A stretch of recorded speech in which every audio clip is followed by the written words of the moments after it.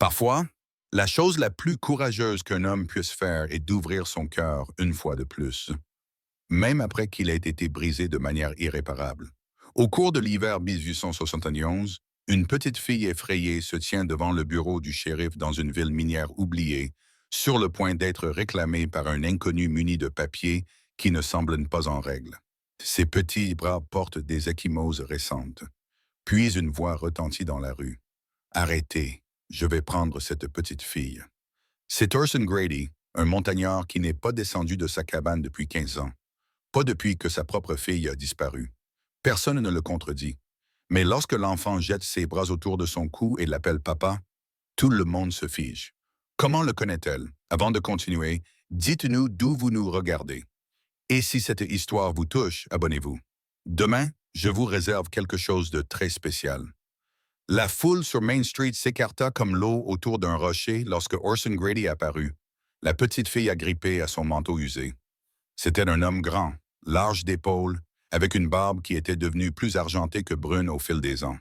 Ses yeux, gris comme les nuages d'une tempête hivernale, avaient vu des choses auxquelles la plupart des hommes n'auraient pas survécu. Ses yeux se posèrent alors sur l'enfant dans ses bras, et quelque chose en eux s'adoucit d'une manière que les habitants de Coldwater Ridge n'avaient pas vue depuis 15 longues années. Marshall Vincent Kraft fut le premier à retrouver la parole. C'était un homme prudent, méthodique dans sa façon de penser, ce qui lui avait permis de rester en vie pendant 3 décennies passées à faire respecter la loi dans cette région frontalière. Orson, dit-il doucement, en s'approchant à pas mesurés. C'est une sacrée affirmation que vous faites là, dit-il sans demander la permission. La voix de Vince Orsi avait les accents rugueux d'un homme qui avait passé des années à ne parler qu'au vent et aux arbres. L'inconnu qui tenait les papiers, un homme bien habillé aux yeux froids et vêtu d'un manteau de ville, s'avança. Écoutez, j'ai ici des documents légaux qui prouvent que vos papiers valent moins que l'encre avec laquelle ils ont été imprimés. Kraft interrompit son examen de l'homme avec le regard exercé de quelqu'un qui a appris à lire la culpabilité sur un visage. Je les ai examinés pendant que vous attendiez. Les signatures ne correspondent pas aux registres territoriaux et les dates sont erronées. Alors pourquoi ne me dites-vous pas qui vous êtes vraiment, Monsieur Crane? Virgil Crane serra les mâchoires, mais ne dit rien. Autour d'eux, la petite foule qui s'était rassemblée commença à murmurer. Goldwater Ridge était une ville qui avait connu des jours meilleurs.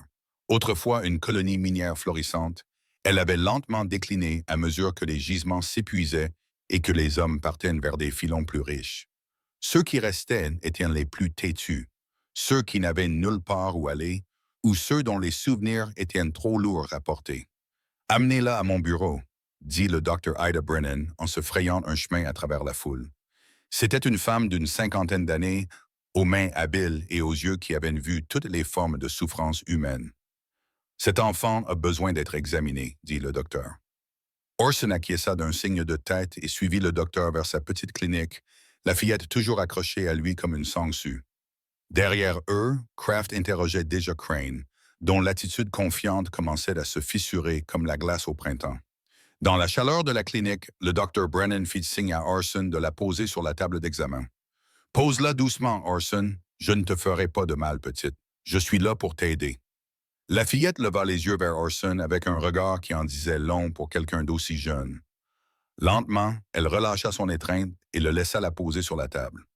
Le Dr. Brennan s'affairait avec une pratique déficiente, son expression s'assombrissant à chaque instant qui passait. « Elle est mal nourrie », dit le médecin à voix basse, de sorte que seul Orson puisse l'entendre. « Je dirais même systématiquement affamée. Ses ecchymoses, certaines sont récentes, mais d'autres sont plus anciennes. Des cicatrices dans le dos. Quelqu'un fait souffrir cet enfant depuis un certain temps. » Orson serra les poings, mais sa voix resta calme. « Elle a un nom. »« Iris » murmura la fillette. « Je m'appelle Iris. »« Eh bien, Iris, » dit doucement le Dr. Brennan, « tu es en sécurité maintenant.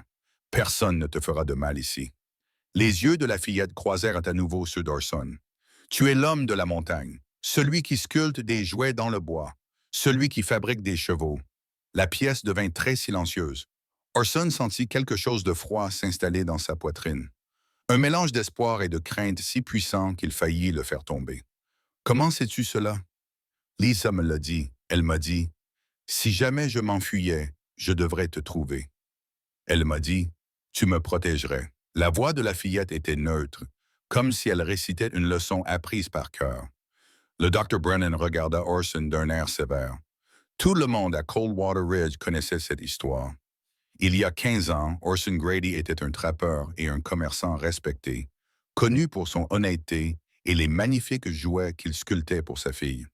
Puis, lors d'un voyage commercial au printemps, sa fille Elise, âgée de 8 ans, avait disparu sans laisser de traces. Il l'avait cherchée pendant des mois. Tous les hommes valides des trois Kindays s'étaient mobilisés, mais n'avaient rien trouvé. Pas le moindre morceau de vêtement, pas une empreinte de pas, rien. Sa femme était morte 2 ans plus tard, selon certains, d'un cœur brisé, bien que le rapport du médecin ait conclu à une pneumonie. Après cela, Orson avait vendu sa maison en ville et avait disparu dans les montagnes. Certains disaient qu'il avait construit une cabane près d'Eagles Peak. D'autres affirmaient qu'il était devenu fou de chagrin. Tout ce que l'on savait avec certitude, c'est qu'il n'avait pas remis les pieds à Coldwater Ridge depuis le jour où ils avaient enterré sa femme jusqu'à aujourd'hui. Lee, répéta Orson d'une voix à peine plus forte qu'un murmure. C'était le surnom d'Elisa, celui que seule sa famille utilisait. Où est-elle? Où est-ce Lisa? Mais les paupières d'Iris étaient devenues lourdes. La chaleur de la clinique et la sécurité du moment lui permirent enfin de céder à la fatigue. En quelques instants, elle s'endormit. Le docteur Brennan couvrit l'enfant d'une couverture et fit signe à Orson de la suivre dans la pièce voisine. « Je ne sais pas ce qui se passe ici, dit-elle, mais cette enfant sait des choses qu'elle ne devrait pas savoir. Des choses sur vous, sur Élise, j'en suis sûr. » Orson regarda par la fenêtre l'après-midi gris. La neige commençait à tomber, de doux flocons qui s'accumuleraient à la tombée de la nuit. Vince a-t-il une idée de qui est vraiment ce type à la grue? Pas encore. Mais il n'est bête d'ici, s'exclame. Trop raffiné, trop prudent dans ses propos quand il s'en souvient. Le docteur Brennan fit une pause. Orson sait autre chose. 2 autres enfants ont disparu dans des colonies à l'est d'ici au cours des 6 derniers mois. Tous 2 jeunes, tous 2 enlevés pendant l'hiver. Le shérif du territoire nous a demandé de rester attentifs à tout élément inhabituel. Les pièces commençaient à s'assembler, même si Orson n'en voyait pas encore le tableau complet. Vous pensez qu'il y a un lien? Je pense, dit le docteur Brennan avec prudence, que quelqu'un enlève des enfants, et je pense que cet homme là-bas sait quelque chose à ce sujet. À travers la fenêtre, il pouvait voir le shérif Kraft conduire Crane vers la prison. L'inconnu protestait, mais sans l'assurance qu'il avait eue auparavant. Quelque chose avait changé dans l'équilibre des pouvoirs sur Main Street. « Elle m'a appelé papa », dit soudain Orson. « Cette petite fille m'a enlacé et m'a appelé papa, et je ne la connais même pas. »« Peut-être qu'elle vous connaît, » répondit le docteur Brennan, « ou qu'elle a entendu parler de vous. Si Elise lui a parlé de vous, si votre fille est encore en vie quelque part, ne... » Le mot sortit plus brusquement qu'Orson ne l'aurait voulu. Ne me donnez pas cet espoir. Pas après 15 ans. Mais l'espoir était déjà là. Une petite flamme dans l'obscurité où son cœur avait vécu si longtemps. Il s'était entraîné à ne pas le ressentir, à ne pas imaginer que sa fille pouvait encore respirer quelque part dans le monde. La douleur de perdre à nouveau cet espoir serait pire que la perte initiale. Pourtant, il y avait cet enfant, cet Iris, qui savait des choses que seule Élise aurait pu lui dire. La porte s'ouvrit et Marshall Kraft entra, enlevant la neige de ses épaules. « Orson, je suis content que tu sois encore là. Nous devons parler. Ton prisonnier a suffisamment parlé pour que nous sachions que les papiers sont des faux, comme je le pensais. Et de très bonne qualité en plus.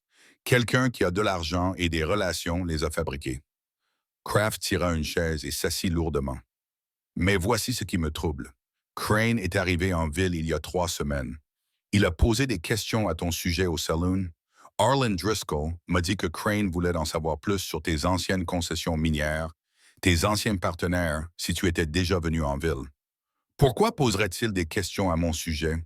C'est ce que j'essaie de découvrir. » Kraft regarda vers la salle d'examen où Iris dormait. « Cet enfant détient des informations dont nous avons besoin, mais nous ne pouvons pas la pousser. Pas dans son état. Elle ne retournera pas avec Crane, dit Orson d'un ton catégorique. Peu m'importe les papiers qu'il présente ou le juge qu'il soudoie. Ce ne sera pas nécessaire. Je le retiens pour tentative de fraude et suspicion de mise en danger d'enfant. Mais Orson, j'ai besoin de savoir, es-tu prêt pour ce qui pourrait arriver ensuite? Si Élise est en vie, si elle a été retenue quelque part pendant toutes ces années, la retrouver ne sera pas simple. Cela pourrait être dangereux. La main d'Orson se posa sur sa ceinture, là où il portait son arme avant de se retirer dans les montagnes. Je suis mort à l'intérieur depuis 15 ans. Vince, s'il y a une chance que ma fille soit en vie, alors le danger n'entre pas en ligne de compte. Tous trois restèrent silencieux tandis que la neige tombait de plus en plus fort, recouvrant Coldwater Ridge d'un manteau blanc.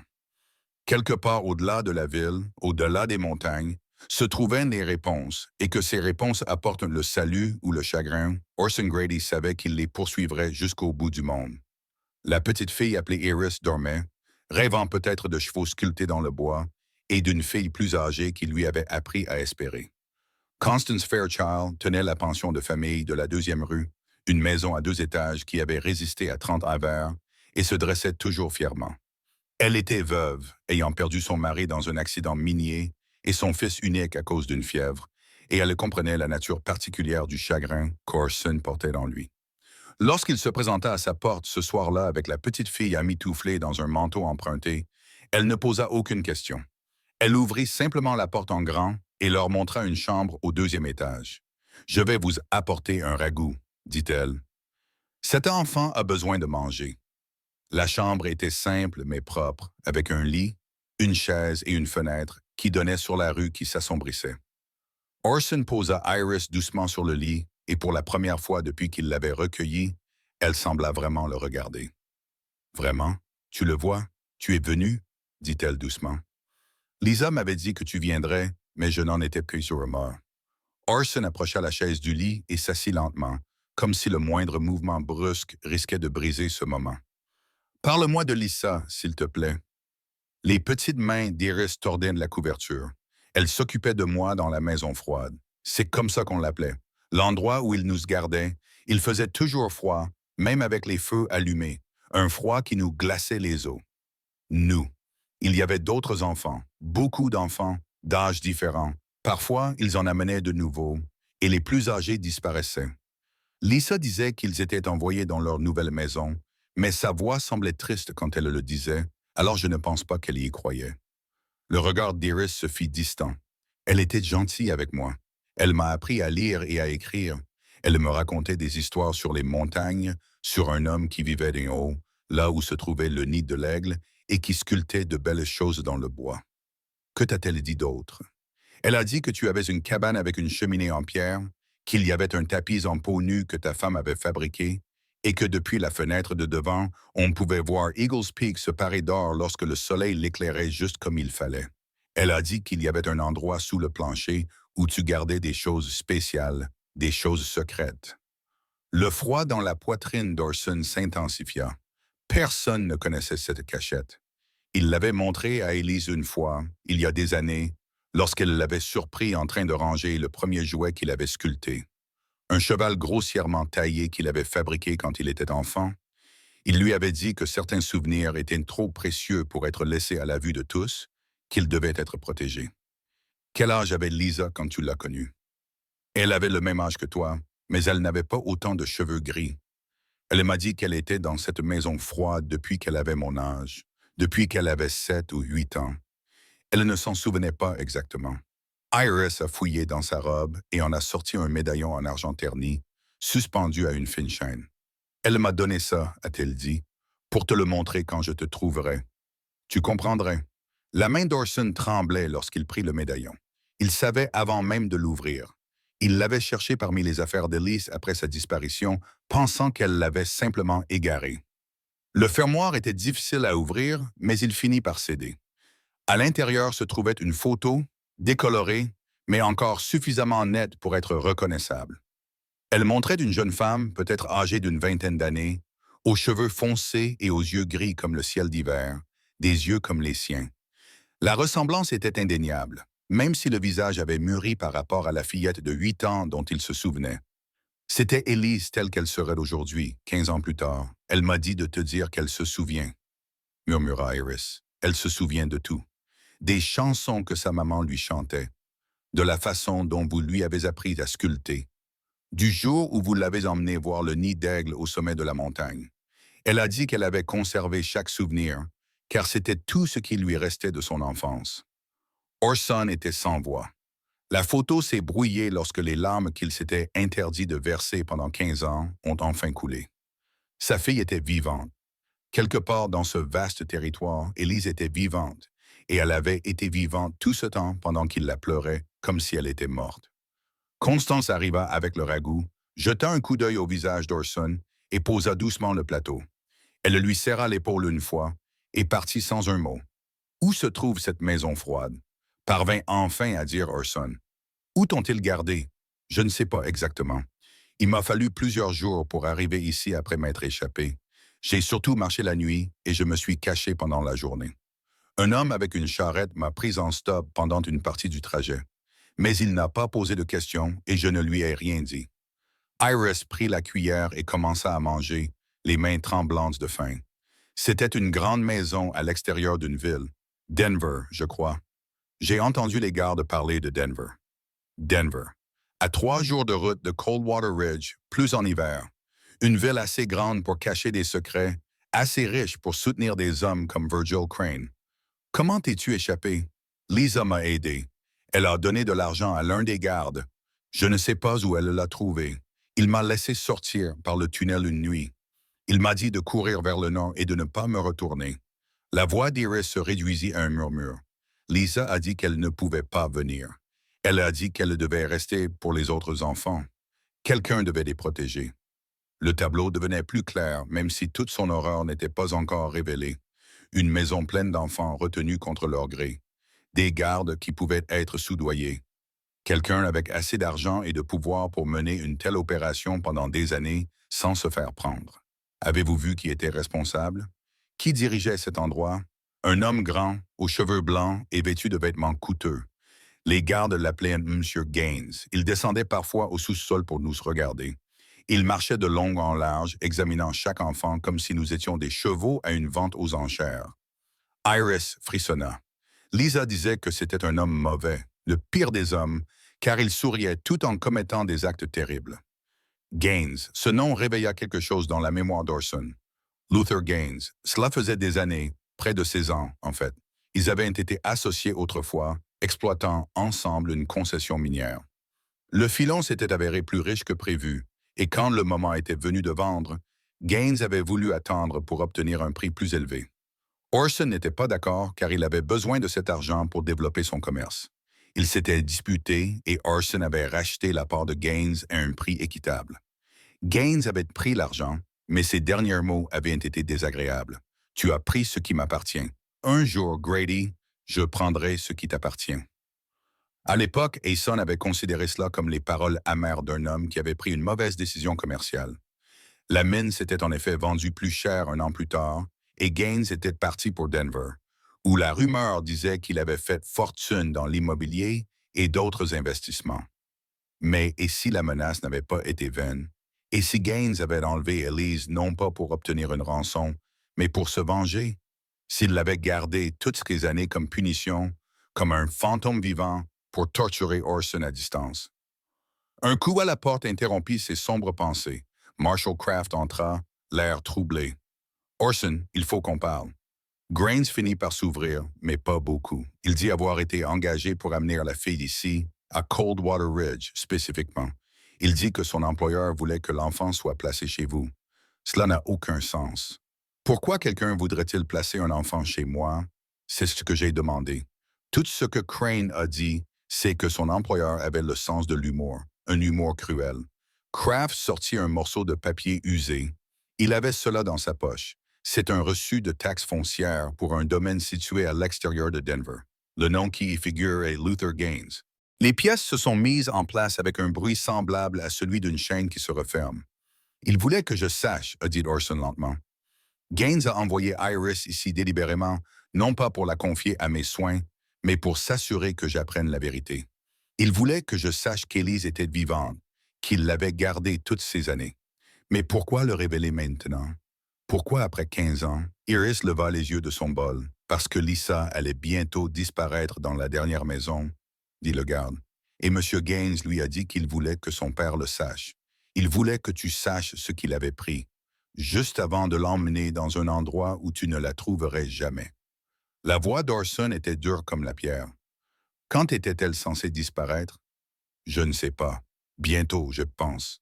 C'est pour ça que Lisa m'a renvoyé quand elle l'a fait. Elle a dit qu'il ne restait plus beaucoup de temps. Kraft et Dawson se regardèrent dans les yeux. Sans un mot, ils comprirent tous deux ce qu'il fallait faire. Il n'y avait pas de marshals fédéraux assez proches pour aider. Aucune procédure judiciaire ne pouvait aller assez vite. Si Elise était encore en vie, si elle était encore dans cette maison à Denver, ils n'avaient qu'un court laps de temps pour la retrouver. Je vais devoir déléguer quelques hommes, dit Kraft. Des hommes en qui nous pouvons avoir confiance. Ce n'est pas exactement de ma compétence, mais pour l'instant, je me fiche de la compétence. J'y vais, que tu viennes ou non, dit Orson d'un ton neutre. Je sais. C'est pour ça que je viens avec toi. Kraft se retourna pour partir, puis s'arrêta. Orson, tu dois savoir quelque chose. Crane a mentionné autre chose. Il a dit qu'il y avait eu d'autres enfants, pas seulement Elise et Iris. Il a dit que Gaines faisait cela depuis des années, qu'il enlevait des enfants, les gardait et les vendait. La pièce sembla basculer. Les vendre. Ces mots s'imprimèrent dans l'esprit d'Orson, chaque lettre étant une nouvelle horreur. Sa fille n'avait pas seulement été retenue captive pendant 15 ans. Elle avait vécu dans un endroit où les enfants étaient vendus comme du bétail. Après le départ de Kraft, Orson s'assit auprès d'Iris jusqu'à ce qu'elle s'endorme, sa petite main enroulée autour de la sienne, rugueuse. Il pensa au cheval de bois caché sous le plancher de sa cabane. Il pensa à toutes ces années passées à sculpter des jouets avec lesquels aucun enfant ne jouerait jamais. Il pensa à sa fille qui s'était accrochée à ses souvenirs, car c'était tout ce qui lui restait. Demain, il partirait pour Denver. Demain, il prendrait d'assaut la forteresse que Luther Gaines avait érigée autour de lui. Et lorsqu'ils auraient trouvé Elise, non pas si, mais quand, Orson ramènerait enfin sa fille à la maison. Dehors, la neige continuait de tomber, recouvrant Coldwater Ridge d'un silence blanc. Mais dans une petite chambre de la pension, une promesse était faite. Un père trouvait le chemin du retour depuis l'au-delà, appelé par une petite fille qui savait sculpter des chevaux dans le bois, et par une fille qui n'avait jamais cessé d'espérer qu'un jour, en souriant, d'une manière ou d'une autre, son papa viendrait la chercher. L'aube se levait, froide et claire, sur les montagnes. Orson se tenait dans l'embrasure de la porte de la pension, regardant son souffle se condenser dans l'air glacial. Derrière lui, Iris dormait encore, surveillée par Constance. Marshall Kraft lui avait déconseillé de ramener la fillette à la cabane, mais Orson avait besoin d'y aller, besoin de voir de ses propres yeux si ce qu'Iris disait était vrai. Le trajet jusqu'à la montagne prit 2 heures à travers la neige qui s'était accumulée pendant la nuit. La cabane se trouvait dans une clairière entourée de pins. Une cheminée en pierre noircie par la fumée se dressait contre le ciel pâle.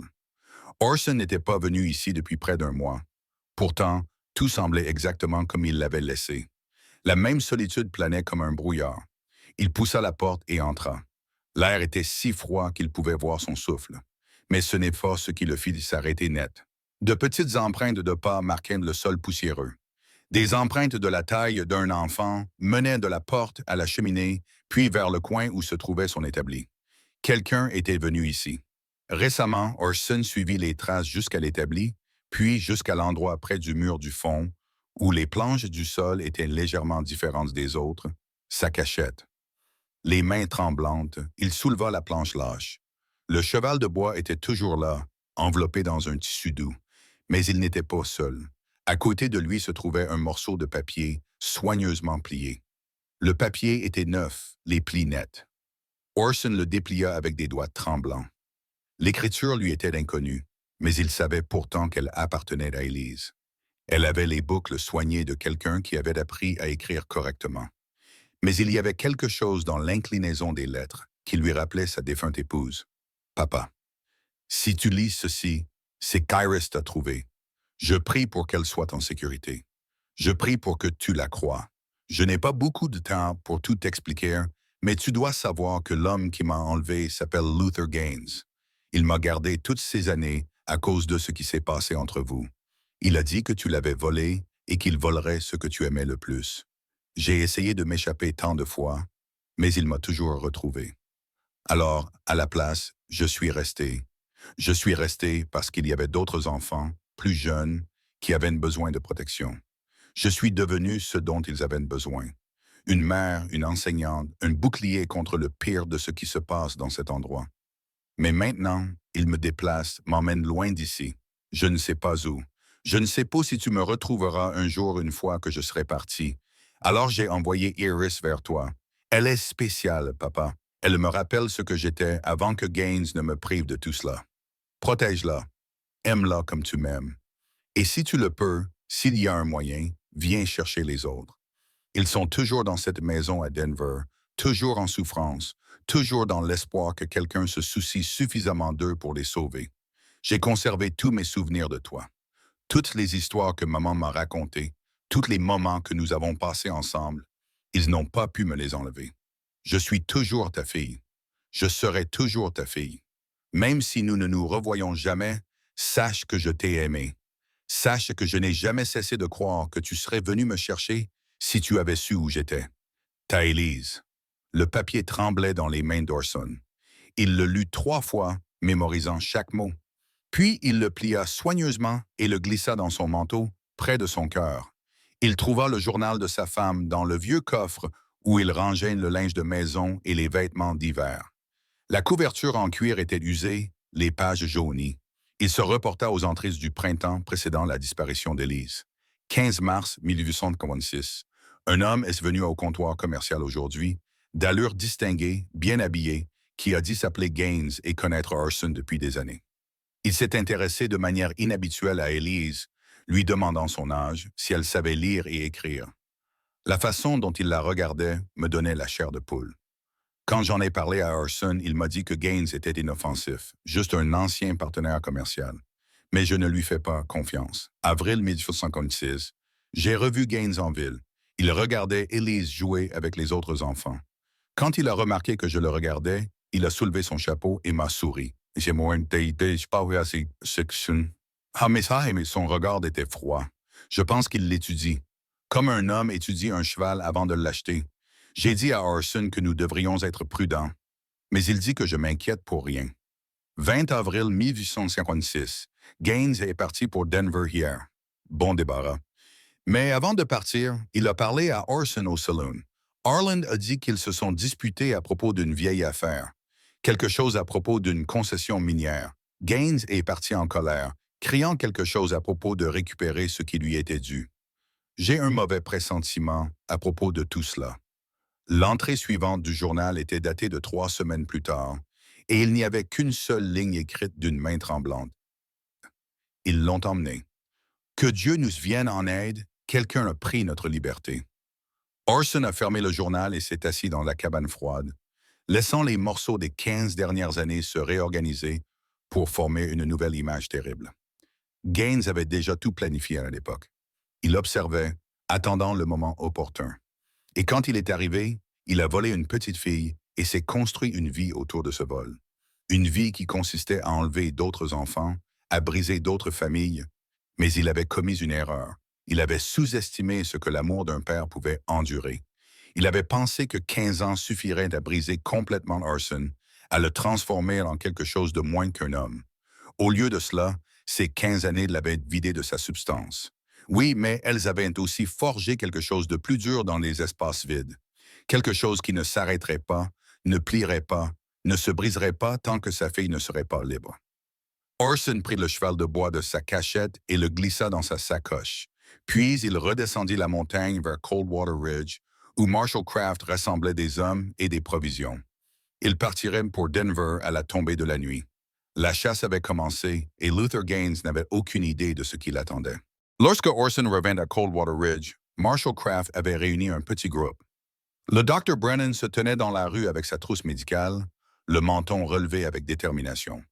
2 adjoints en qui Craft avait confiance, des hommes nommés Cole et Winters, qui avaient tous deux perdu des membres de leur famille dans des disparitions inexpliquées, vérifiaient leurs armes et leurs provisions.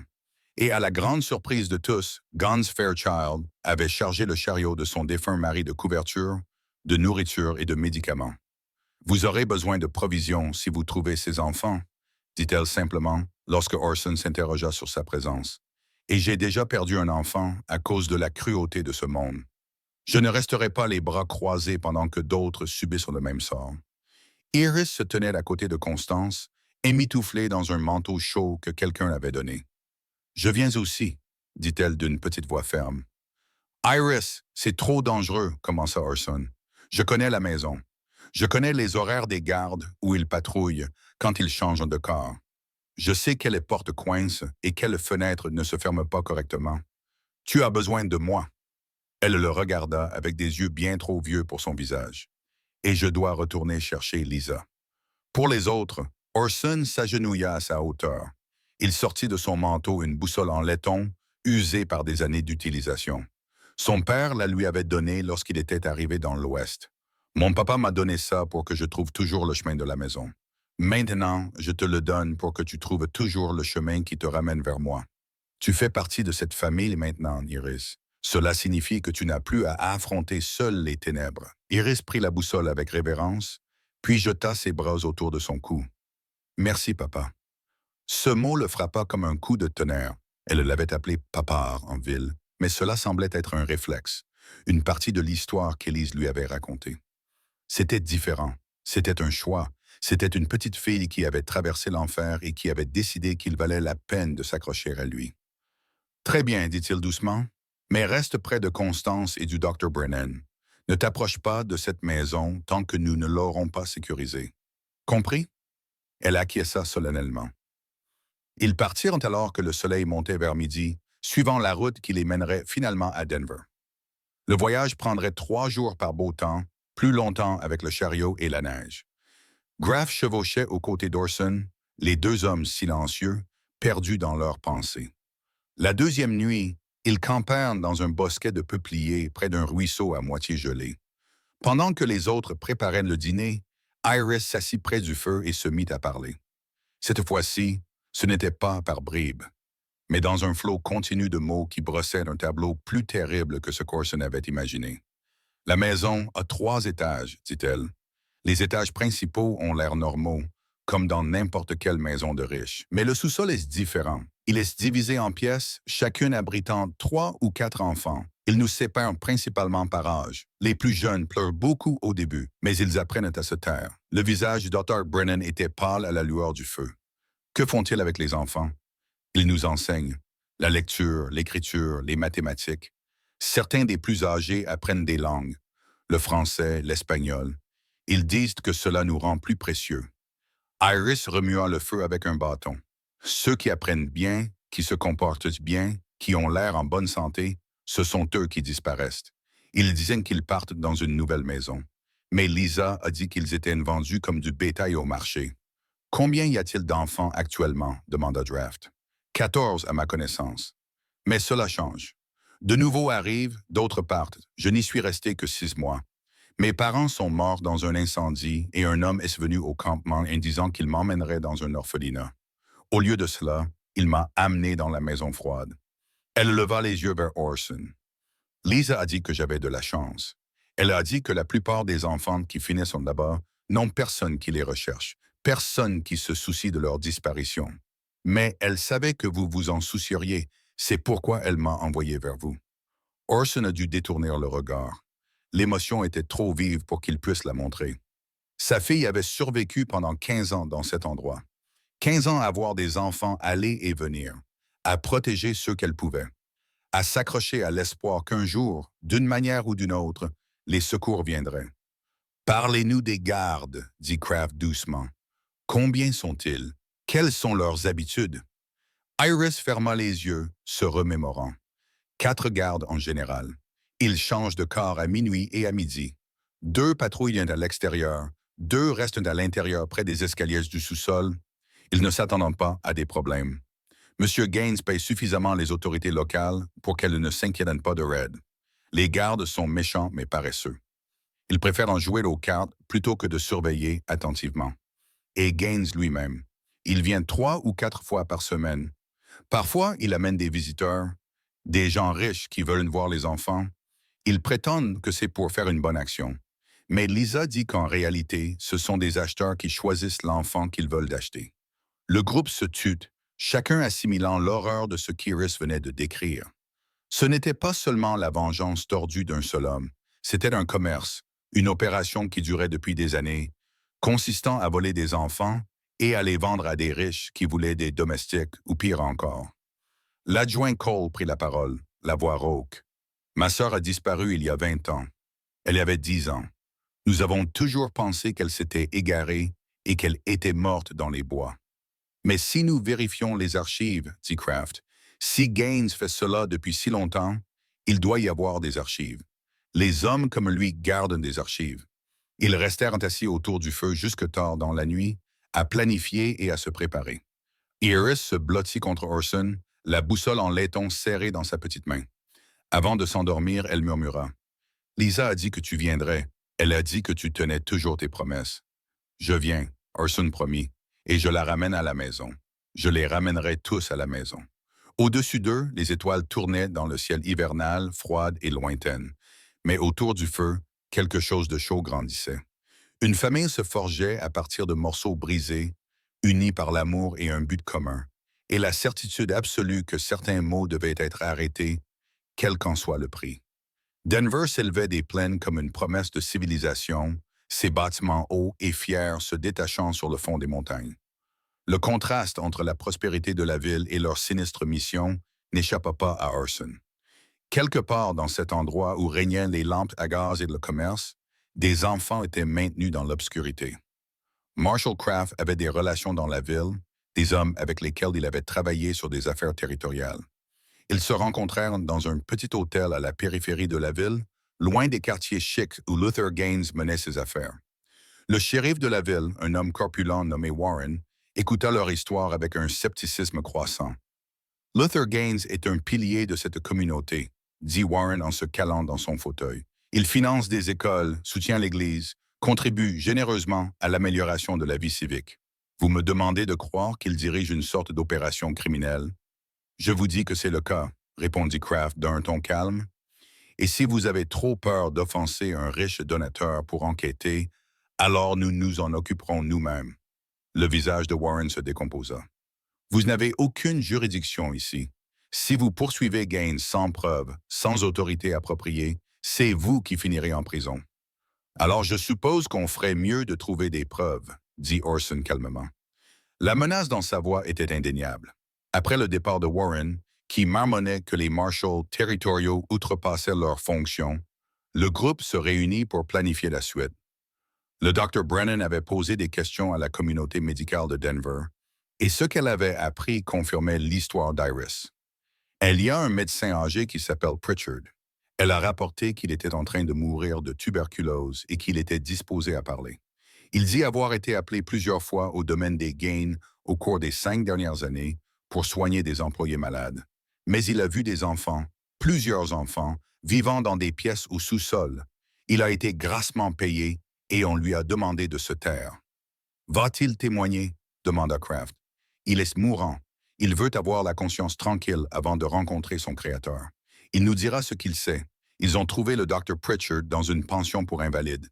Il respirait difficilement et sa peau avait la couleur du vieux parchemin. Mais ses yeux étaient clairs et sa mémoire vive. « Je savais que c'était mal, a-t-il dit d'une voix rauque, mais l'argent était bon et je me suis dit que j'aidais les enfants en les soignant. Comme on se le dit pour s'endormir le soir, a-t-il ajouté dans un râle humide. Le sous-sol est divisé en 6 pièces, les enfants sont séparés, probablement pour les empêcher de s'organiser ou de former des liens solides. Il y a un poste de garde principal au bas de l'escalier et un autre à la porte qui mène à la trappe à charbon. C'est par là qu'ils apportent les provisions. « Combien de gardes ?» demanda Orson. « 4 que j'ai vus régulièrement. Mais Gaines a de l'argent. Il pourrait en engager d'autres s'il se sentait menacé. » Pritchard sortit un papier plié dessous son oreiller. « J'ai dessiné cela de mémoire. C'est le meilleur plan du sous-sol dont je me souvienne. Et il y a autre chose que vous devriez savoir. J'ai vu une fille plus âgée que les autres. Elle devait avoir environ 20 ans. Elle avait les cheveux foncés et les yeux gris. Elle semblait s'occuper des plus jeunes. Elle leur parlait gentiment et les calmait pendant mes examens. La main d'Orson tremblait lorsqu'il prit le dessin. « C'est ma fille. C'est Élise. Alors vous devez aussi savoir ceci. J'ai entendu Gaines parler avec l'un de ses associés. Ils discutaient de la possibilité de la déplacer bientôt. Il disait qu'elle était devenue trop âgée, trop consciente, qu'elle devait être transférée dans la maison finale avant qu'elle ne devienne un problème. Pritchard croisa le regard d'Orson. Je ne sais pas où se trouve cette maison finale, mais d'après la façon dont ils en parlaient, je ne pense pas que quiconque en revienne.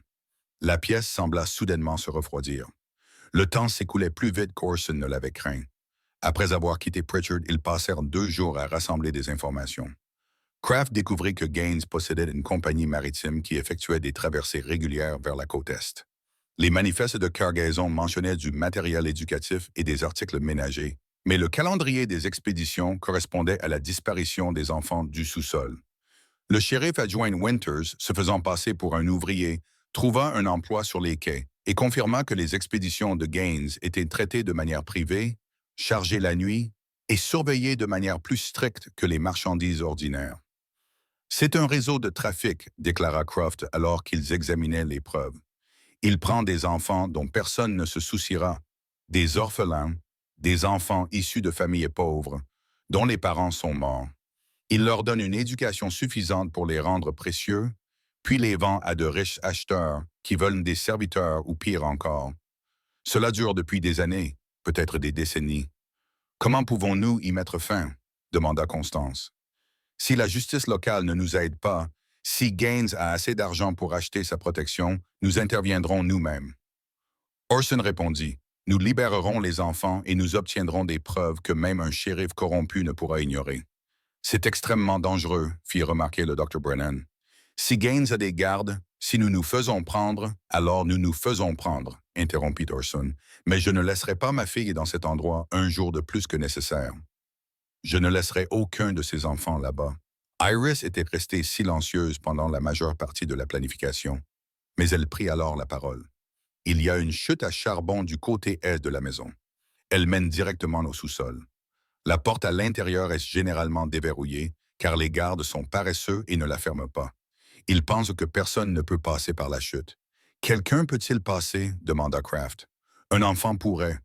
Ou un homme mince. Iris regarda Orson. Les gardes changent de corps à minuit. C'est à ce moment-là qu'ils sont le plus distraits. Ils se rassemblent tous à la guérite pour se passer le relais. Si quelqu'un passait par la goulotte glaciale, il pourrait atteindre les enfants avant que l'alarme ne soit donnée. Ils passèrent la journée suivante à observer le domaine des Gaines à distance. Il était impressionnant. 3 étages de briques et de pierre, entourés d'un parc soigneusement entretenu et d'une clôture en fer forgé. Des gardes patrouillaient à intervalles réguliers. Mais comme Iris l'avait dit, ils semblaient plus ennuyés que vigilants. Les hommes riches s'attendent rarement à avoir des ennuis chez eux. Alors que la nuit tombait sur Denver, le groupe fit ses derniers préparatifs. Les armes furent vérifiées, les itinéraires mémorisés, les signaux convenus. Le Dr. Brennan et Constance attendraient avec le chariot à 2 pâtés de maison, prêts à accueillir les enfants. Kraft et ses adjoints se positionneraient aux sorties du domaine, coupant les voies de fuite, et Orson passerait par la chute froide dans l'obscurité. Vers la fille qu'il avait perdue il y a 15 ans, et les enfants qui attendaient toujours que quelqu'un se soucie suffisamment d'eux pour les sauver. La veille du sauvetage prévu, Orson était assis seul dans sa chambre d'hôtel, nettoyant le revolver qu'il n'avait pas porté depuis 15 ans. Son poids lui semblait à la fois étranger et familier. Un rappel de l'homme qu'il était avant que le chagrin ne le pousse à se réfugier dans les montagnes. Il avait été soldat avant de devenir trappeur et commerçant. Il savait se déplacer sans bruit, frapper rapidement, faire ce qu'il fallait quand les mots manquaient.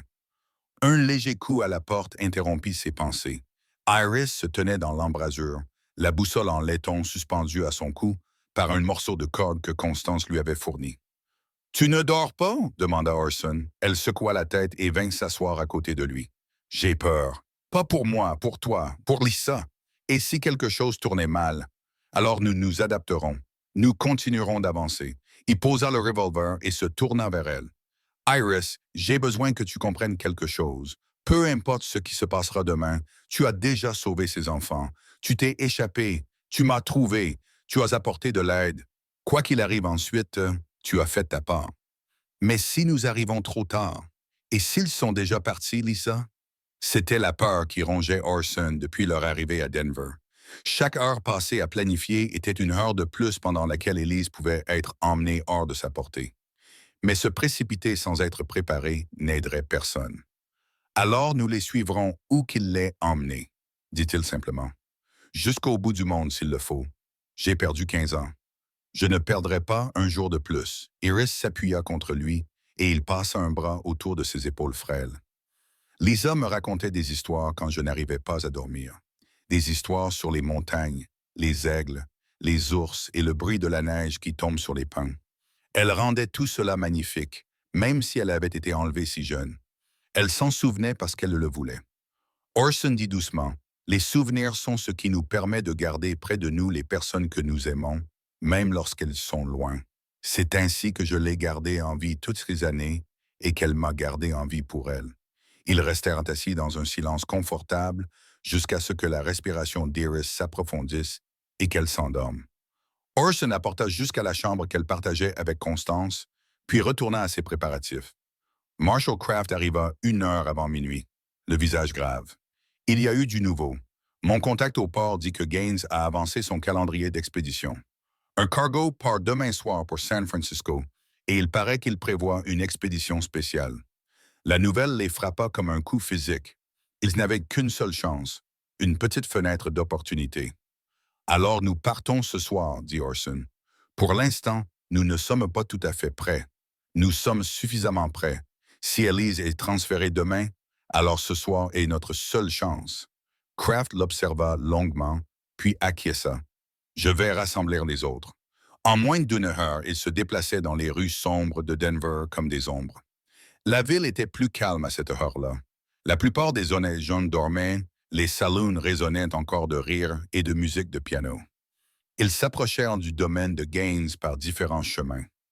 Kraft et les adjoints se positionnèrent à l'entrée principale et aux entrées latérales, tandis qu'Orson se dirigeait vers le mur est, où se trouvait la chute à charbon.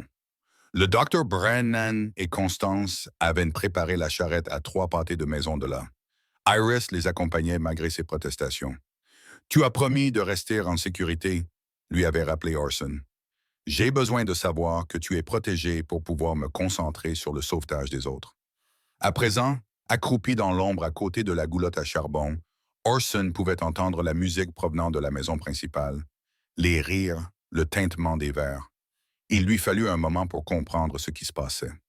Gaines organisait l'une de ces réceptions, celles où de riches acheteurs venaient voir la marchandise sous le prétexte d'une œuvre caritative. Une rage pure et brûlante le submergea tandis que l'élite de Denver sirotait du champagne et faisait son choix. Des enfants se recroquevillaient dans le sous-sol sous leurs pieds. Il réprima sa colère et la transforma en une concentration glaciale.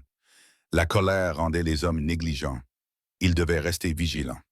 La cage d'escalier était étroite, à peine assez large pour un homme de sa taille. Il s'y engouffra tête la première, le métal froid contre ses mains, dans l'obscurité totale. La descente sembla durer une éternité, sa respiration résonnant dans cet espace confiné. Puis ses mains rencontrèrent du bois. La porte qu'Iris avait décrite.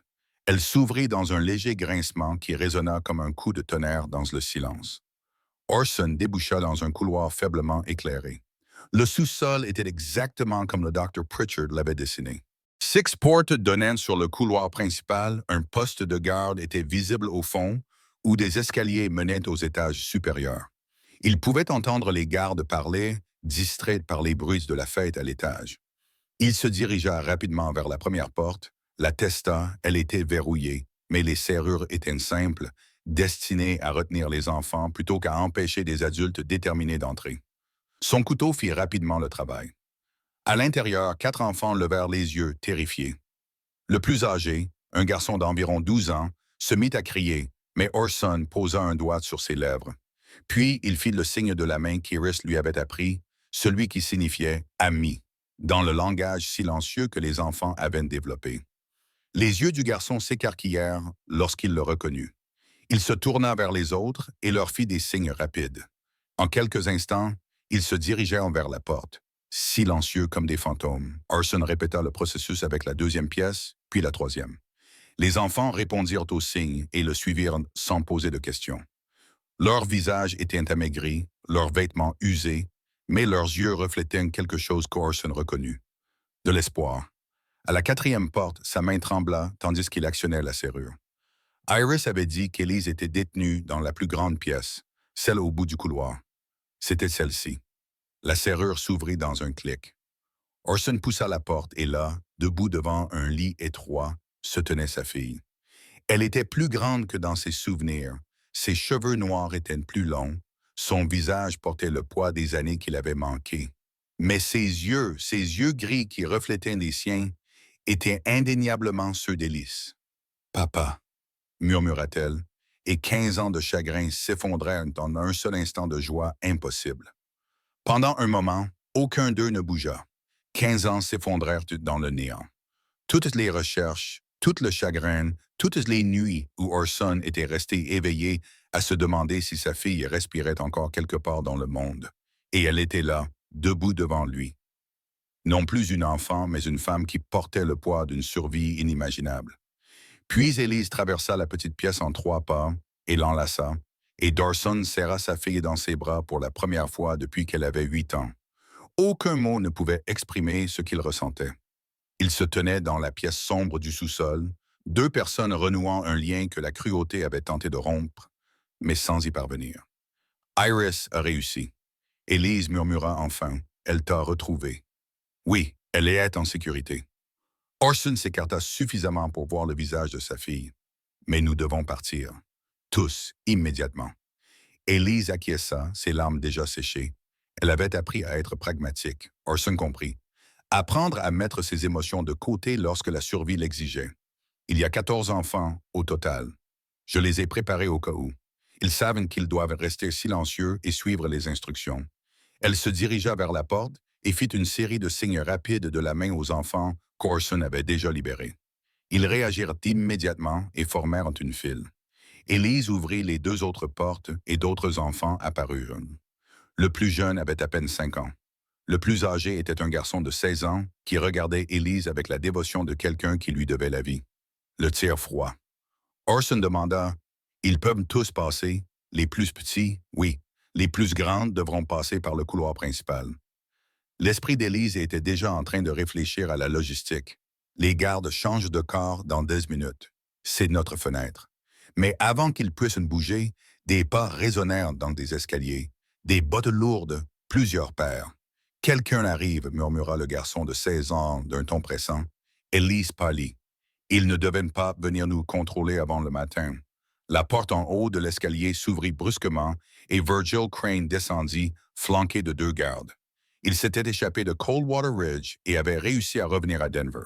Son visage était meurtri, ses vêtements en désordre, mais ses yeux brûlaient de rage. « Je te croyais si malin, vieil homme », cracha Crane. « Tu pensais pouvoir débarquer ici et prendre ce qui appartient à M. Gaines. Il t'attendait. Il voulait que tu arrives jusqu'ici. Il voulait que tu voies ce qu'il a construit avant que nous ne t'éliminions.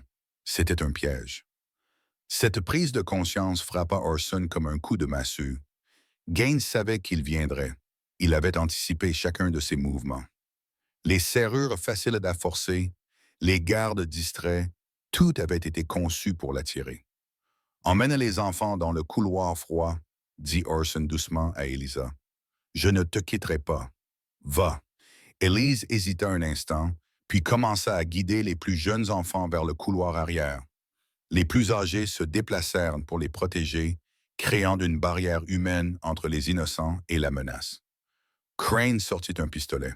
« Vous n'irez nulle part. » Orson se déplaça avant que Crane ne puisse viser, réduisant la distance entre eux en 2 longues enjambées. Son épaule heurta Crane à la poitrine, le projetant en arrière contre les gardes. Ils tombèrent dans un enchevêtrement de membres. Le combat était brutal et serré. Orson n'avait pas participé à un véritable combat depuis des années, mais son corps se souvenait de l'entraînement de ses jours de soldat. Il se battit avec la force désespérée d'un père protégeant ses enfants. Tous ses enfants maintenant, pas seulement Élise. Un garde tomba d'un coup sec à la tempe. Le 2e garde réussit à donner un coup de poing qui fendit la lèvre d'Orson, mais Orson riposta avec intérêt, sentant le nez de l'homme se briser sous son poing. Crane se remit debout précipitamment, levant à nouveau son pistolet. Mais Élise était là.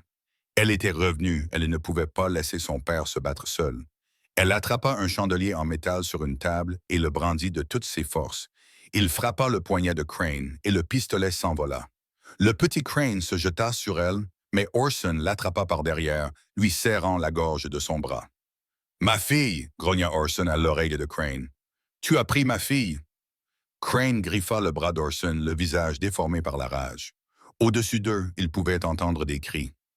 Les invités de la fête avaient été alertés. Toute la maison était en ébullition. « Le registre », dit Élise avec insistance dans le bureau de Gain, à l'étage. « Il note tout. Chaque enfant enlevé, chaque vente. Nous avons besoin de ce registre. » Orson regarda sa fille et vit la détermination sur son visage. Elle avait survécu pendant 15 ans en étant plus intelligente que ses ravisseurs et en planifiant, en attendant le moment opportun. Ce moment était venu. Il lâcha Crane qui s'effondra sur le sol, haletant. « Où se trouve le bureau? » « Au 2e étage, dans l'aile est. Mais papa, les gardes sont en train de s'occuper de Marshall Kraft et de ses adjoints en ce moment même. » Comme si c'était un signal, ils entendirent des coups de feu provenant du rez-de-chaussée. Kraft s'était déplacé lorsqu'il avait entendu le vacarme, créant le chaos pour couvrir leur fuite. Élise attacha les mains de Crane avec une corde qu'elle trouva dans le poste de garde, manquant d'expérience. Les 2 gardes étaient inconscients mais vivants. Elle regarda Orson. « Va chercher le registre. Je vais faire sortir les enfants. Élise, je les ai protégés pendant 15 ans, papa. Je peux les faire passer par un passage secret. » Sa voix était ferme, ne souffrant aucune discussion. Mais ce registre est le seul moyen de sauver ceux qui ont déjà été vendus. Ceux qui se trouvent dans d'autres villes, d'autres pays. Nous avons besoin de ces registres. Elle avait raison, et Orson le savait. Il lui serra la main une fois, lui promettant qu'il reviendrait, puis se dirigea vers les escaliers. Derrière lui, Élise commença à conduire les enfants vers la liberté, d'une voix douce et assurée, les guidant une dernière fois dans l'obscurité. Au-dessus, Orson pouvait entendre le chaos se propager dans le manoir. Des cris, du verre brisé, le bruit des pas précipités. Il gravit les escaliers vers le bureau de Luther Gaines, vers les preuves qui permettraient de démanteler tout un réseau maléfique, vers la justice, avec 15 ans de retard. Le 2e étage du manoir était en proie au chaos. Les invités bien habillés se précipitaient vers les sorties. Leur soirée de divertissement s'était transformée en cauchemar. Orson alla à contre-courant, cherchant du regard l'aile est. Un garde apparut dans un couloir latéral, mais l'adjoint Winters était là et le plaqua au sol avant qu'il n'ait pu donner l'alerte. Les bureaux sont par là. Winters héleta en pointant du doigt. Kraft sécurisa le rez-de-chaussée. Allez-y. Orson courut, ses bottes résonnant bruyamment sur le parquet ciré.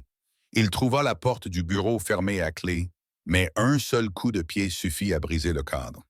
À l'intérieur, la pièce était exactement comme il l'avait imaginé. Un mobilier somptueux, des œuvres d'art coûteuses, des murs recouverts de livres. Le bureau était en acajou, sa surface dégagée à l'exception d'un seul registre relié en cuir. Ses mains tremblaient lorsqu'il l'ouvrit. Page après page, une écriture soignée documentait 20 ans d'horreur. Des noms, des dates, des origines. Des enfants âgés d'à peine 4 ans, enlevés dans 3 territoires différents. Et à côté de chaque nom, un acheteur. Des adresses de Boston, New York, San Francisco et même Londres et Paris. 147 enfants, près de 100 acheteurs. Orson se sentit mal. Ce n'était pas seulement la vengeance de Gaines.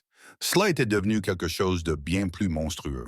Une activité qui avait prospéré parce que des gens riches voulaient des enfants qu'ils pouvaient posséder, contrôler et utiliser comme bon leur semblait. Il glissa le registre dans son manteau et se retourna pour partir. Luther Gaines se tenait dans l'embrasure de la porte. L'homme avait maintenant une 60aine d'années, les cheveux blancs, son costume coûteux était impeccable, même au milieu du chaos. Il regarda Orson avec une sorte de satisfaction. « Je savais que tu viendrais le chercher. Tu n'as pas pu résister, n'est-ce pas? Il fallait que tu aies ta preuve. Tu as pris ma fille. Tu l'as gardée pendant 15 ans. Pourquoi? Tu as pris ce qui m'appartenait. » La voix de Gaines était détendue, comme s'il parlait de la pluie et du beau temps. « La concession minière m'a rendu riche, oui, mais elle aurait dû faire de moi un roi. Tu m'as privé de cela par ta prudence, ton besoin de vendre trop tôt. Alors je t'ai privé de ce que tu avais de plus précieux. Elle avait 8 ans, elle était un moyen de pression. Et puis, Quand j'ai réalisé à quel point cette entreprise pouvait être rentable, elle est devenue utile à d'autres égards. Elle avait ton intelligence, Grady, ta patience. Elle était une excellente enseignante pour les autres. Gaines sourit. Je me suis assuré qu'elle sache que tu ne la retrouverais jamais. Je me suis assuré qu'elle comprenne que tu avais cessé de la chercher, que tu ne t'en souciais plus. 15 ans comme ça, et elle n'a jamais craqué. Remarquable. Vraiment. La main d'Orson se posa sur son arme, mais Gaines rit. Vas-y, tire-moi dessus. Mais tu seras pendu pour ça. J'ai des juges, des marshals, des politiciens dans ma poche. Même avec ce registre, tu n'es personne. Un père en deuil qui est devenu fou et a assassiné un pilier de la communauté. Ce registre contient des noms importants, des gens qui ne veulent pas que leur implication soit connue, des gens qui feront tout pour protéger leurs secrets. Gaines fit un pas en avant. Tu ne peux pas gagner, Grady. Même si tu t'échappes ce soir, même si tu fais sortir ces enfants, j'ai des amis dans tous les territoires. Tu passeras le reste de ta vie à fuir. De quelque part en dessous vint le bruit de verre brisé, puis la voix de Marshall Kraft. Marshall fédéral. Que personne ne bouge. Le sourire de Gaines vacilla. Fédéral. Tu n'es pas le seul à avoir des relations, dit Orson calmement. Kraft a envoyé des télégrammes avant notre arrivée. À tous les bureaux fédéraux entre ici et Washington. Ce registre leur sera remis et tous les noms qu'il contient seront traduits en justice. C'était du bluff. Kraft n'avait pas ce pouvoir. Mais Gaines ne le savait pas. Son visage pâlit. Vous mentez. Mettez-moi à l'épreuve. Pendant un long moment, ils se regardèrent fixement. L'homme qui avait passé 15 ans à détruire des vies et le père qui avait passé 15 ans à être détruit. Puis Gaines se jeta sur lui, un couteau soudainement à la main. Orson attrapa son poignet et le tordit. Ils se battirent, s'écrasant contre le bureau. Le couteau tomba bruyamment. Gaines se battit avec le désespoir d'un homme qui voit son empire s'effondrer. Mais Orson se battit avec quelque chose de plus fort, l'amour d'un père. 15 années condensées en une pure détermination. Il plaqua Gaines au sol, un genou sur sa poitrine. C'est fini. C'est terminé. Kraft fit irruption, suivi de ses adjoints. Orson, les enfants, a les fait sortir par le passage froid. Ils devraient être au chariot maintenant. Orson releva Gaines. C'est l'homme que vous cherchez. Luther Gaines, et j'ai son registre, la preuve de tout. Dehors, le shérif de Denver arriva avec une équipe d'hommes clairement déterminés à maîtriser la situation, mais il s'arrêta net lorsqu'il vit la scène. Gaines en état d'arrestation, les marshals fédéraux présents, et un juge territorial qui avait assisté à la fête et qui reculait maintenant vers la porte. Juge Patterson appela Kraft. Vous figurez aussi dans le registre. Vous avez acheté 2 enfants en 1868. Je resterais où je suis si j'étais vous. Le visage du juge devint livide. Les invités qui tentaient de s'éclipser se figèrent. Mais les implications étaient claires. Si un homme figurant dans le registre était juge, combien d'autres occupaient des postes de pouvoir? C'est désormais une affaire fédérale, annonça Kraft. Le mensonge fut prononcé avec une telle assurance que personne ne le remit en question. Tout le monde ici est témoin. Quiconque interfère sera accusé d'obstruction, bluffa-t-il.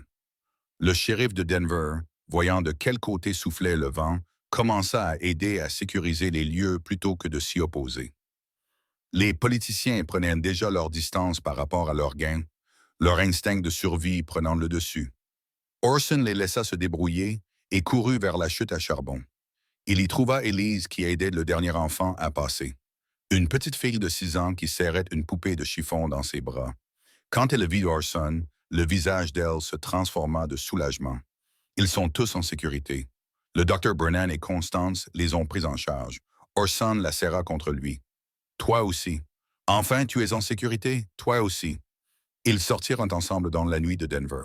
Au loin, ils pouvaient voir le wagon s'éloigner, emmenant 14 enfants vers la liberté, vers la guérison, vers l'avenir que Gaines avait tenté de leur voler.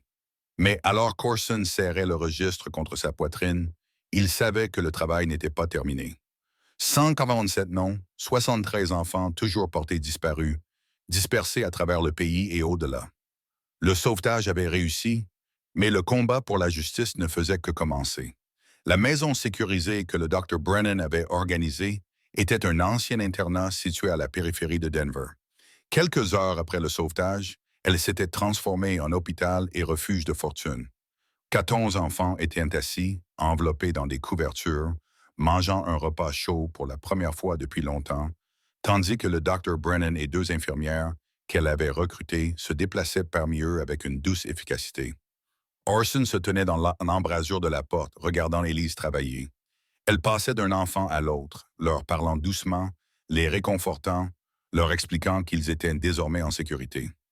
Les plus jeunes s'accrochaient à elle, refusant de la quitter des yeux. Elle était la seule constante qu'ils avaient connue dans l'obscurité, celle qui les avait protégés quand personne d'autre ne l'avait fait. Iris apparut aux côtés d'Orson, toujours agrippée à la boussole en laiton. Est-ce vraiment fini? Le sauvetage, oui, mais il reste encore du travail à faire. Il s'agenouilla à sa hauteur, tous ses noms dans le registre. Ces enfants sont toujours là-bas, toujours prisonniers. Pouvez-vous les sauver aussi? Je vais essayer. Marshall Kraft les rejoignit, le visage marqué par l'épuisement d'une nuit blanche. Le bureau du télégraphe ouvre dans 2 heures.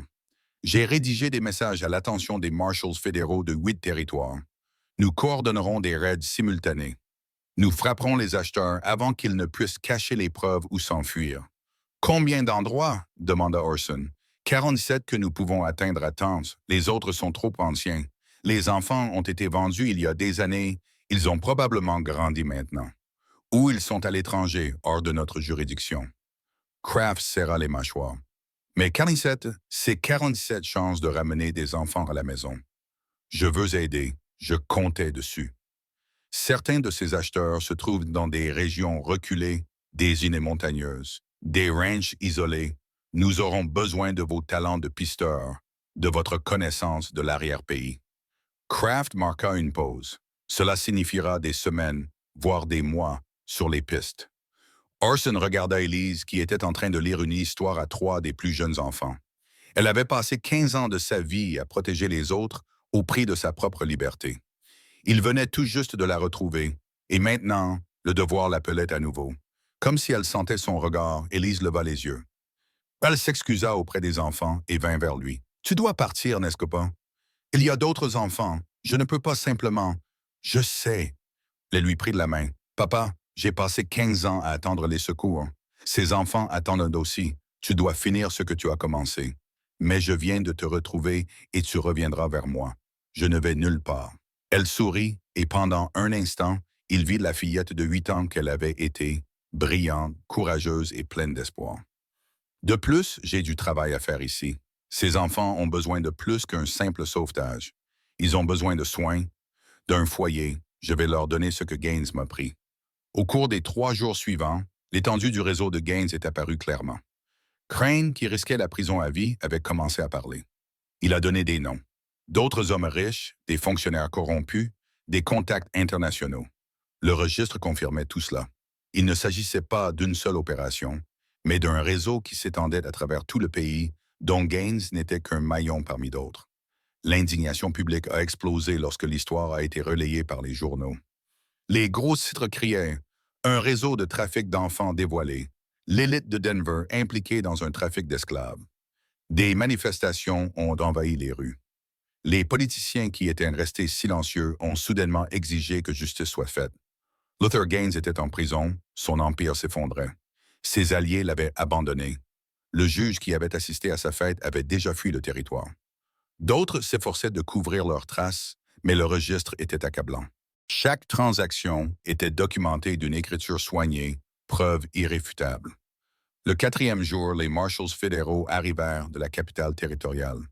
L'opération était désormais officiellement sanctionnée. Le bluff de Kraft était devenu réalité. Le gouvernement ne pouvait ignorer des preuves aussi accablantes. La colère publique était trop intense. Orson se prépara à partir avec la première équipe en direction d'un endroit reculé du Colorado où un éleveur avait acheté 3 enfants 5 ans plus tôt. Avant de partir, il passa 1 heure avec Élise et Iris dans la petite chambre qu'elle partageait dans la maison sécurisée. 3 semaines, promit-il. Peut-être 1 mois. Puis je rentrerai pour de bon. Élise lui tendit un petit paquet. À l'intérieur se trouvait le cheval en bois de sa cabane, celui qu'il avait sculpté pour elle lorsqu'elle avait 5 ans. Il m'a porté chance et m'a permis de tenir toutes ces années, sachant que tu l'avais fabriqué avec tant d'amour. Ramène-le-moi. Iris lui mit la boussole en laiton dans la main, pour que tu retrouves le chemin de la maison. Il les serra toutes les deux contre lui. Ses deux filles, l'une retrouvée, l'autre choisie, qui lui avaient redonné une raison de vivre au-delà de la simple survie. Je vous aime toutes les deux. N'en doutez jamais. Nous le savons, dit simplement Elisa. Nous l'avons toujours su. Le voyage vers le Colorado dura 4 jours, à travers la neige de la fin de l'hiver. Le ranch était situé dans une vallée entre deux sommets, isolé et autosuffisant. Les marshals fédéraux l'encerclèrent à l'aube. Le rancher, un homme nommé Polk, tenta de s'enfuir avec les enfants en otage, mais Orson l'avait anticipé. Il avait fait le tour des montagnes pendant la nuit. En arrivant par l'arrière, il trouva les enfants dans une grange. 3 d'entre eux, âgés de 12, 14 et 16 ans, tous des garçons, mal nourris, travaillant comme des bêtes, vêtus de vêtements trop fins pour le froid. Quand ils ont vu Orson, le plus âgé des garçons s'est mis à pleurer. « Vous êtes là pour nous ramener chez nous. Oui, mon garçon, vous allez rentrer chez vous. » Ces mots sont devenus une promesse qu'il a répétée dans l'Utah, où 5 enfants travaillaient dans des mines mortelles. À San Francisco, où 2 filles vivaient dans une captivité dorée, avec une veuve qui appelait cela de la gentillesse. Dans le Wyoming, où un fort abandonné abritait 20 enfants qui attendaient d'être expédiés outre-mer. Chaque sauvetage apportait son lot de défis, ses propres horreurs. Mais chacun apportait aussi de l'espoir.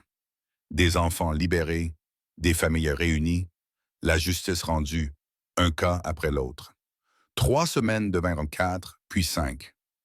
Orson écrivit des lettres à Iris pour lui décrire ce qu'il avait vu, ce qu'ils avaient accompli. Il fit savoir à Elise que le travail était plus difficile que prévu, mais nécessaire. Elle lui répondit par des messages d'encouragement, des rapports sur la guérison des enfants à Denver, des projets pour l'avenir, et lentement, douloureusement, le réseau qui avait volé tant d'enfance commença à s'effondrer. Le 19e jour de l'opération les a menés à la frontière du Wyoming, dans un fort militaire abandonné qui avait été transformé en un lieu bien plus sinistre. Ce n'était pas comme les autres endroits.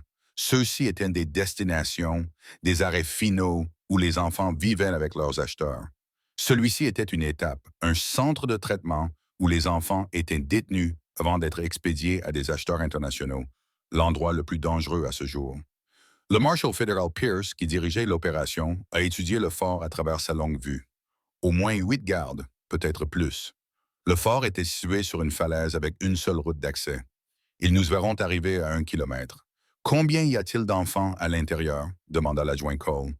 D'après nos informations, 20 enfants doivent être transférés demain à San Francisco pour être expédiés à l'étranger. Pierce baissa sa longue vue. C'est le dernier nœud actif du réseau. Tout le reste a été fermé ou les opérateurs ont pris la fuite. Si nous pouvons fermer celui-ci, nous couperons toute la chaîne. Orson étudia le terrain. Le fort avait été bien choisi pour la défense. Terrain élevé, ligne de vue dégagée, accès limité. Un assaut direct serait suicidaire, surtout avec des enfants pris entre 2 feux. Mais ils ne pouvaient pas non plus assiéger le fort. Les enfants n'avaient pas le temps. Il y a un autre moyen, dit-il. Pendant la guerre, des chariots de ravitaillement faisaient régulièrement des livraisons aux forces frontalières. Les gardes avaient pris l'habitude de ne plus les contrôler. Livraison routinière, visage familier. Si nous pouvons entrer avec le chariot de ravitaillement, nous pourrons atteindre les enfants avant de déclencher l'alarme, à condition qu'ils attendent une livraison. Pierce fit remarquer que c'était le cas. L'adjoint Winters, qui surveillait le fort depuis 2 jours, le confirma. Le chariot arrive tous les 3 jours avec de la nourriture et des provisions. Le prochain est prévu cet après-midi. Le plan fut rapidement mis au point. Ils interceptèrent le chariot de ravitaillement à 8 km de là. Ils ont généreusement payé le conducteur pour qu'il oublie qu'il les avait vus, et Orson était monté à l'arrière avec 2 des meilleurs hommes de Pierce. Les autres attendraient le signal, puis interviendraient pour bloquer les voies de fuite. Le trajet jusqu'au fort leur a semblé interminable. Chaque bosse sur la route, chaque cri du conducteur faisait battre le cœur d'Orson à toute vitesse. Il misait tout sur la paresse des gardes, sur leur routine qui les rendait négligents. S'ils se trompaient, si quelqu'un inspectait le chariot de fond en comble, tout s'arrêterait là. Le chariot franchit la porte principale du feu. Des voix saluèrent le conducteur. Des pas s'approchèrent de l'arrière, mais seulement pour jeter un coup d'œil rapide. Puis ils passèrent, roulant vers le bâtiment de ravitaillement près des casernes où les enfants étaient détenus. Dès que le chariot s'arrêta, Orson et les autres se glissèrent dehors. Ils se déplacèrent rapidement dans la pénombre grandissante vers les casernes. À travers une fenêtre, Orson pouvait les voir, les enfants assis par terre, les mains liées avec de la corde. Un garde montait la garde à l'intérieur, concentré sur une partie de carte avec un autre garde. Ils attendirent jusqu'à la tombée de la nuit, jusqu'à ce que le fort se plonge dans sa routine nocturne. Puis ils passèrent à l'action. La porte des casernes n'était pas verrouillée. Pourquoi le serait-elle alors que les enfants étaient ligotés et gardés? Orson se glissa à l'intérieur comme de la fumée, suivi des deux marshals. Les gardes levèrent les yeux trop tard. En quelques secondes, ils étaient tous deux inconscients sur le sol. Orson se fraya un chemin parmi les enfants et coupa leurs liens. Ils le regardaient avec des yeux vides, trop effrayés ou trop brisés pour réagir. Ces enfants étaient là depuis plus longtemps que la plupart des autres et avaient enduré les pires conditions qu'il ait jamais vues. « Écoutez-moi, dit-il doucement. Nous sommes là pour vous ramener chez vous, mais vous devez rester silencieux et vous déplacer rapidement. Pouvez-vous le faire? » La plus âgée, une fille d'environ 14 ans, acquiesça lentement. Elle se tourna vers les autres et fit un geste qu'Orson ne comprit pas, mais les enfants réagirent en se levant silencieusement. C'est alors que l'alarme retentit. Quelqu'un avait découvert les gardes inconscients à la porte. Des cris résonnèrent à travers la cour. Des bottes martelaient le sol battu. La fenêtre explosa vers l'intérieur lorsqu'un garde tira à travers. « Bougez !» cria Orson, abandonnant toute discrétion. Il conduisit les enfants vers la porte arrière, mais les gardes se précipitaient déjà dans cette direction. Ils étaient pris au piège entre les baraquements et la menace qui approchait. Les deux marshals qui accompagnaient Orson ripostèrent, donnant aux enfants le temps de s'enfuir. Mais les gardes étaient trop nombreux et d'autres arrivaient. Orson sentit quelque chose de chaud lui transpercer les côtes. Un couteau ou une balle, il ne pouvait pas le dire. La douleur s'intensifia, mais il la supporta. Sa seule pensée était de protéger les enfants. La jeune fille de 14 ans aidait les plus jeunes à se diriger vers le mur, mais ils n'y arriveraient jamais à temps. Les gardes se rapprochaient et Orson saignait. Sa vision commençait à se brouiller. Puis des coupes de feu retentirent à l'extérieur des murs. Pierce et ses hommes avaient entendu l'alarme et prenaient d'assaut le fort. Les gardes se dispersèrent, pris entre deux forces. Dans le chaos, Orson fit passer le dernier enfant par-dessus le mur, puis se hissa malgré la douleur qui lui déchirait le flanc. Il atterrit lourdement de l'autre côté et ses jambes ne le soutenaient plus. Il s'effondra, le visage contre le sol froid. À travers sa vision qui s'assombrissait, il vit les enfants être rassemblés par les hommes de Pierce. Il les vit être enveloppés dans des couvertures et emmenés en lieu sûr. Des mains puissantes le soulevèrent. La voix du Marshal Pierce. « Reste avec moi, Grady. On ne va pas te perdre maintenant. » Le bureau du commandant du fort livra la dernière pièce du puzzle. Une correspondance détaillant le réseau international. Les noms des acheteurs à Londres, Paris et même Shanghai. Un manifeste maritime indiquant le navire en attente à San Francisco. Et le plus accablant, les noms des véritables dirigeants du réseau. 3 hommes qui dirigeaient cette opération depuis 30 ans. Luther Gaines était l'un d'entre eux. Les 2 autres étaient toujours en liberté, toujours à San Francisco, attendant leur cargaison qui n'arriverait jamais. « Emmenez-moi à San Francisco », parvint à dire Orson entre ses dents serrées, tandis que le médecin de campagne du Dr. Pierce soignait sa blessure. « Tout cela doit cesser. Tout. Vous avez besoin d'un hôpital, protesta le médecin. « Après, pas avant, répondit Orson en serrant dans sa main le cheval en bois qu'Élise lui avait donné et qu'il gardait dans sa poche. Il lui avait fait une promesse. Il avait fait une promesse à tous ses enfants. Une petite blessure au couteau ne l'empêcherait pas de la tenir. Le train entra en gare de Denver par une fraîche matinée de printemps, 6 semaines après qu'Orson soit descendu pour la première fois dans ce sous-sol à la recherche de sa fille. La blessure à son côté avait guéri, ne lui causant plus qu'une douleur supportable, même si le médecin avait dit qu'il garderait la cicatrice toute sa vie. Orson s'en moquait. Certaines cicatrices valaient de la peine d'être portées. L'opération à San Francisco avait été rapide et définitive. Les 2 derniers dirigeants du réseau avaient été arrêtés sur les quais. Leur bateau avait été saisi, leur dossier confisqué.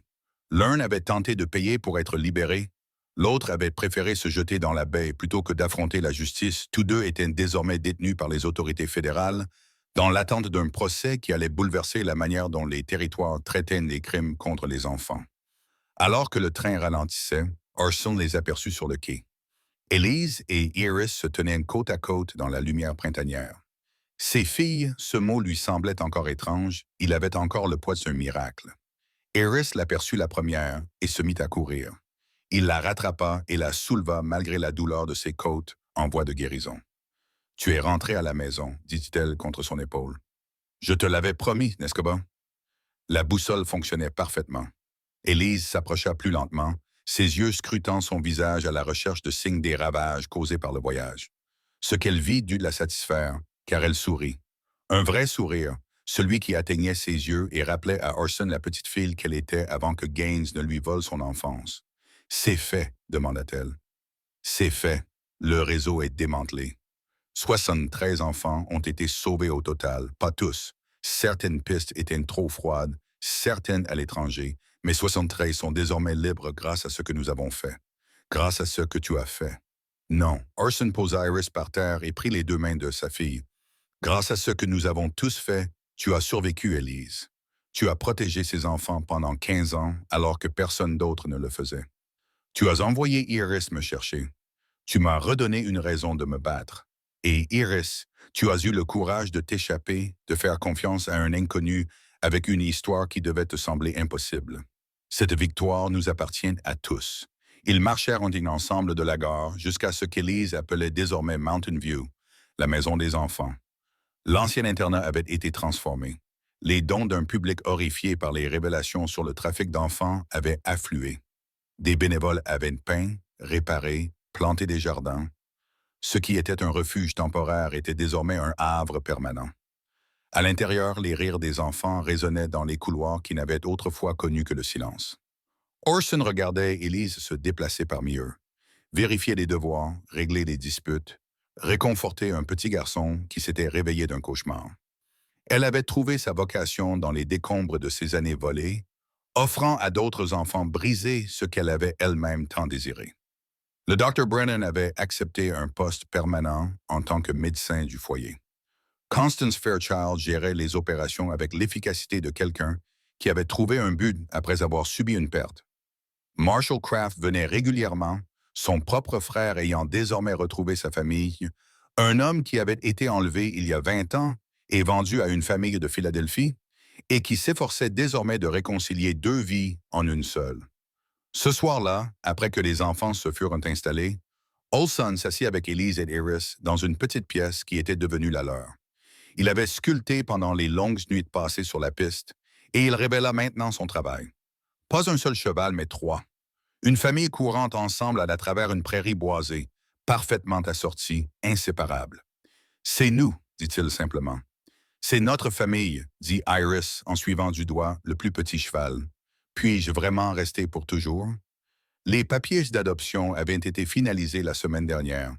Elise lui avait dit « Tu es officiellement Iris Grady maintenant, ma sœur, la fille de papa, pour toujours. » Le poids qu'Iris portait, la peur que la sécurité soit temporaire, que l'amour soit conditionnel, s'était enfin envolé de ses petites épaules. Elle avait jeté ses bras autour du cou d'Orson et avait pleuré, non pas de tristesse, mais d'une joie trop grande pour être contenue. Plus tard pétain, alors qu'Iris s'était endormi entre eux, Elise et Orson discutèrent tranquillement de l'avenir. Le foyer allait s'agrandir. Ils avaient déjà reçu des demandes d'autres territoires souhaitant créer des refuges similaires. Les changements juridiques déclenchés par le scandale du trafic d'êtres humains se propageaient, rendant plus difficile la falsification de documents, plus facile le suivi des enfants disparus et plus dangereux de s'en prendre aux personnes vulnérables. « Et toi ?» demanda Elise. « Vas-tu rester ici ou retourner dans ta cabane? » « Les deux, je pense. » Orson regarda par la fenêtre en direction des montagnes. « J'aurai toujours besoin de la nature sauvage parfois. Cela fait partie de qui je suis.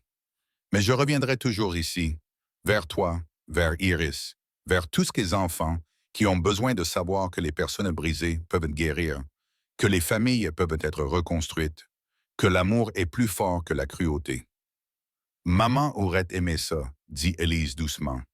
Elle disait toujours que tu avais trop de cœur pour le cacher éternellement. Ils s'assirent dans un silence confortable, celui qui ne survient que lorsque les mots ne sont pas nécessaires. Dehors, Denver s'installait dans la soirée. Quelque part dans la maison, un enfant riait. Ailleurs, un autre enfant dormait paisiblement, peut-être pour la première fois depuis des années. Orson pensa au cheval de bois caché sous le plancher. Il pensa à ses 15 années de recherche dans l'obscurité, à la petite fille qui l'avait appelé papa avant qu'il ne mérite ce nom. Il pensa à la justice rendue, aux enfants sauvés et à sa fille qui n'avait jamais cessé de croire que son père reviendrait. Le passé ne pouvait être changé. Les années qu'Élise avait perdues étaient perdues à jamais, volées par la vengeance mesquine d'un homme. Mais l'avenir s'étendait devant eux, lumineux et vaste, construit non pas sur ce qui leur avait été enlevé, mais sur ce qu'ils avaient choisi de donner. La sécurité, l'amour, l'espoir. Parle-moi d'Eagles Peak, murmura Iris, à moitié endormie. Dis-moi à quoi ça ressemble quand le soleil le transforme en or. Alors Orson lui raconta, d'une voix calme et chaleureuse, peignant des images de montagnes, d'aigles et de neige qui ressemblaient à des champs. Élise se joignit à lui, ajoutant ses propres souvenirs. Et ensemble, ils tissèrent une histoire de foyer, non pas un lieu, mais une promesse. Non pas quelque chose de trouvé, mais quelque chose de construit. Un jour à la fois, un acte d'amour à la fois. Dehors, les premières étoiles apparurent dans le ciel qui s'assombrissait. À l'intérieur de la maison Mountain View, 3 chevaux de bois se tenaient sur la cheminée, courant ensemble pour toujours.